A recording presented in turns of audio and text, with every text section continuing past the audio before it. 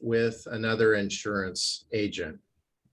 He decided to take the front of the building with a very large glass, pane glass window so he could get that public exposure.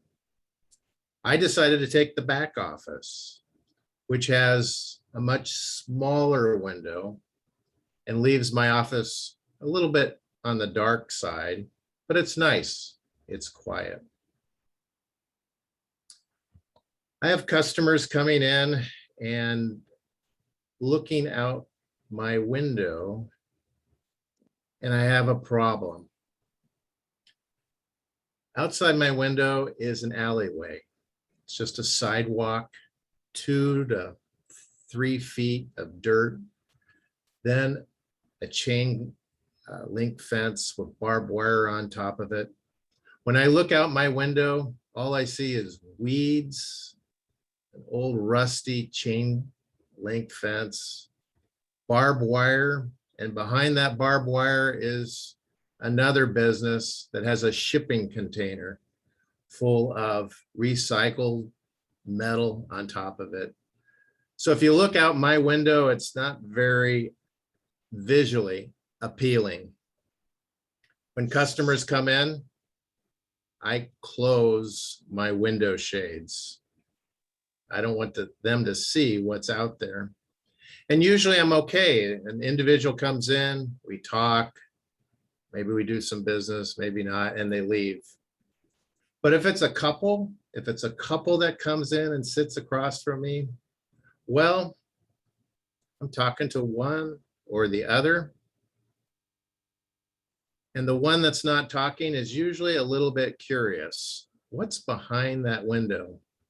And they'll flick the blind and try to see what's out there. Eventually, when we're talking, there'll be a lull in the conversation, and one of them will say, "What's behind that window?" And I'll open the shades and they'll go, "Wow." They see the barbed wire, the scrap metal. And that's when I do my joke. I say, "Listen, if we're not able to do any business today, if we're not able to leave on a handshake, that's where I put my customers until they make the right decision to sign. I lock them out there." And they chuckle and they laugh and they leave, but I know what they're thinking. Why would I work with someone that's got a scrap metal yard with barbed wire in the back of his office? Maybe we can find someone a little bit better. So I decided, hey, how can I make this situation better? A flower garden.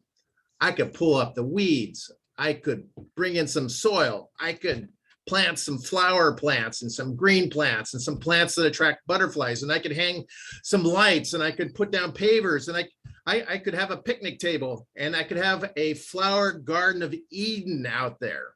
And guess what? That's what I did.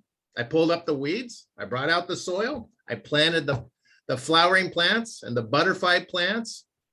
And I watered and watered and watered and got plenty of sun. And so now when people come in, I'm just waiting. I'm waiting for the couple to do their thing.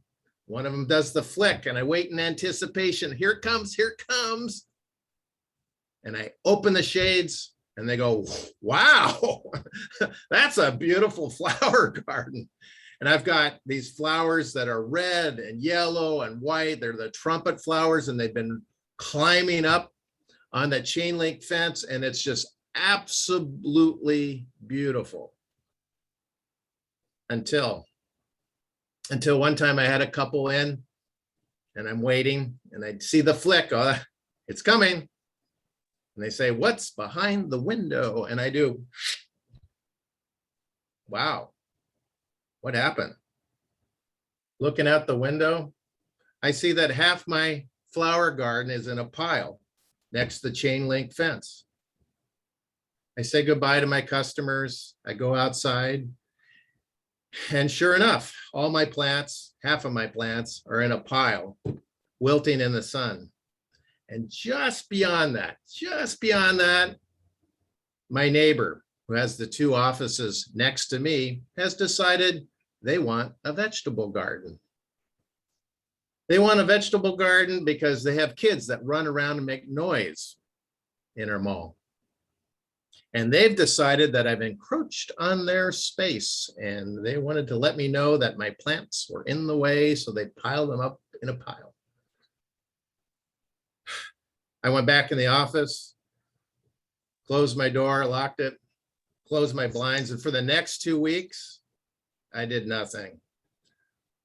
I was so disappointed. I tried to reconcile how my neighbors could possibly just rip up my plants without telling me and throw them in a pile. I didn't want to water. I didn't want to do anything. I didn't care. I didn't care. But then about 2 weeks in, I decided I'll take a peek. Not through the blinds, I'll open the door. And I opened the door, and sure enough, there's a pile still there with all my plants dead now. They're dead. My trumpet flowers, the reds, the yellows, and the whites, they're like this. And beyond my pile of dead plants is the vegetable garden. It too has wilted. They've gone to all that trouble to plant a vegetable garden, and then they didn't water it after tearing up my flower garden. I went back into my office, sat down, and I said, Jess, what's the right thing to do here?